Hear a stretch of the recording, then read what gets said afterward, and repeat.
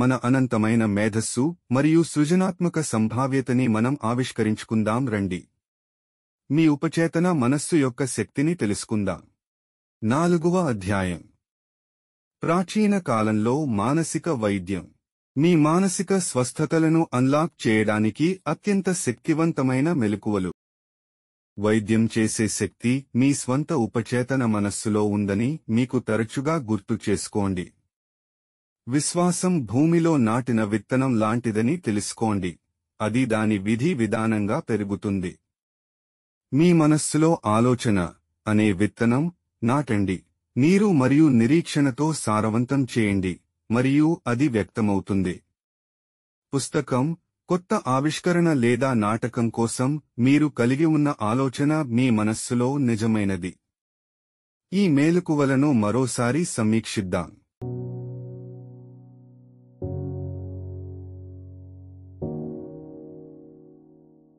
మీ ఆలోచన, ప్రణాళిక లేదా ఆవిష్కరణ యొక్క వాస్తవికతను విశ్వసించండి మరియు మీరు చేసినట్లుగా అది స్పష్టంగా కనిపిస్తుంది. అందుకే ఇప్పుడు మీరు దీన్ని కలిగి ఉన్నారని మీరు నమ్మవచ్చు.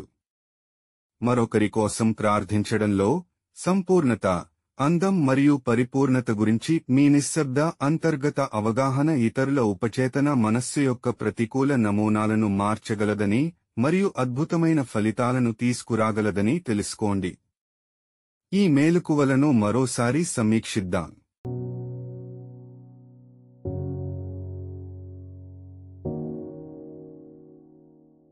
వివిధ పుణ్యక్షేత్రాలలో మీరు వినే అద్భుత స్వస్థతలు ఊహ మరియు గుడ్డి విశ్వాసం కారణంగా ఉపచేతన మనస్సుపై పనిచేస్తాయి, వైద్యం చేసే శక్తిని విడుదల చేస్తాయి.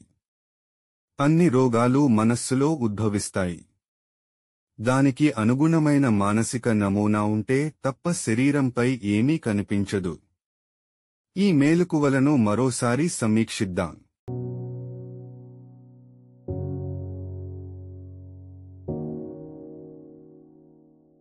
దాదాపు ఏదైనా వ్యాధి లక్షణాలు మీలో సమ్మోహన్ సూచనల ద్వారా ప్రేరేపించబడతాయి. ఇది మీ ఆలోచన శక్తిని చూపుతుంది. మీ విశ్వాసం యొక్క వస్తువు వాస్తవమైనదా లేదా అబద్ధమైనా మీరు ఫలితాలను పొందుతారు. మీ ఉపచేతన మనస్సు మీ మనస్సులోని ఆలోచనకు ప్రతిస్పందిస్తుంది. విశ్వాసాన్ని మీ మనస్సులో ఒక ఆలోచనగా చూసుకోండి మరియు అది సరిపోతుంది. ఈ మేలుకువలను మరోసారి సమీక్షిద్దాం.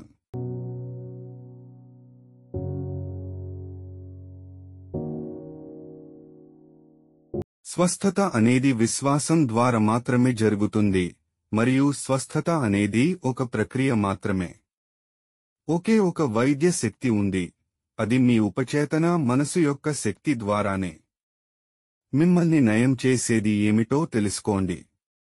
మీ ఉపచేతన మనస్సుకి ఇచ్చిన సరైన దిశలు మీ మనస్సు మరియు శరీరాన్ని స్వస్థపరుస్తాయని గ్రహించండి. మీ అభ్యర్థన లేదా కోరికలను మీ స్పృహతో మార్చడానికి ఒక ఖచ్చితమైన ప్రణాళికను రూపొందించండి. ఈ మేలుకువలను మరోసారి సమీక్షిద్దాం.